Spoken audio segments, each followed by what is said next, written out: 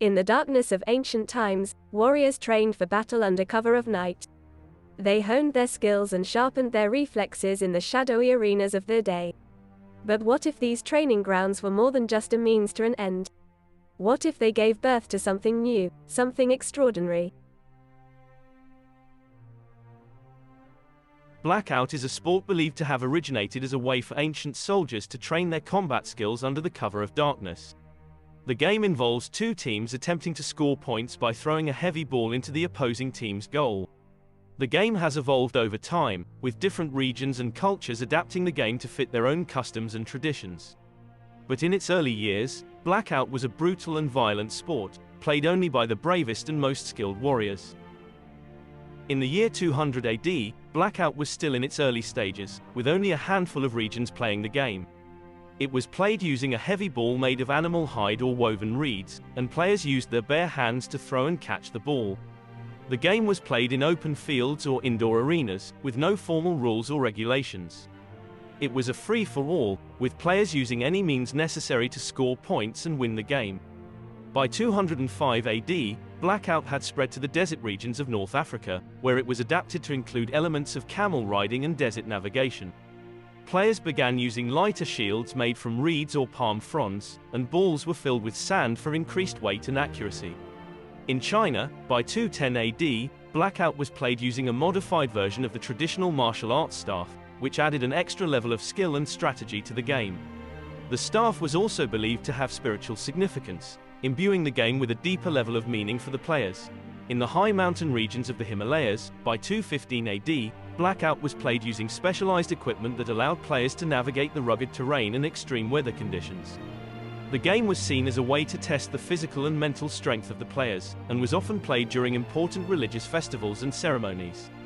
In the tropical rainforests of Southeast Asia, by 220 AD, Blackout was adapted to include elements of jungle survival and tracking, with players using specialized equipment and techniques to navigate the dense foliage and avoid dangerous wildlife. Shields were often made from woven plant fibers or animal hide, and balls were filled with lightweight materials such as dried leaves or grass.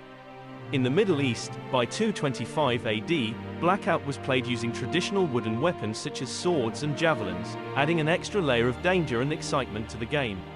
Shields were often made from metal or thick leather, and balls were usually filled with sand. By 230 AD, in the Indian subcontinent, Blackout was played using a modified version of the traditional stick fighting, which added an extra level of skill and athleticism to the game. The game was seen as a way to honor the Hindu gods, with players using special equipment and rituals to pay tribute to their deities. It quickly spread throughout the region, becoming an important part of local culture and tradition. In ancient Rome, by 235 AD, Blackout was played using a modified version of the traditional gladiatorial weapons, adding an extra layer of danger and excitement to the game. Shields were made from heavy materials such as iron or bronze, and balls were often made of leather or tightly wrapped cloth.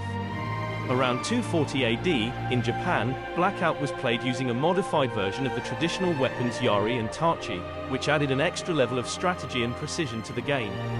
The game was an important part of Japanese culture and was often played during important events and ceremonies, such as the coronation of a new emperor or the celebration of a bountiful harvest. By 245 AD, in the savanna regions of East Africa, Blackout was played using specialized equipment made from the region's abundant natural resources. Players wore colorful garments and adorned themselves with traditional jewelry and body paint to honor their ancestors and the spirits of the land. Around 250 AD, Blackout had become a beloved pastime throughout the ancient world, with regional tournaments and competitions emerging. Notable players during this era include the legendary Malik, who was known for his scoring prowess, ferocity on the field, as well as his generosity off of it. Malik played for the An-Nakil al-Jabaliya team, which roughly translates to Mountain Palms, and his team quickly became one of the most respected and successful teams in the sport's history. With his incredible skill and leadership, Malik and the Mountain Palms helped to shape the game of Blackout into the global sporting phenomenon it is today.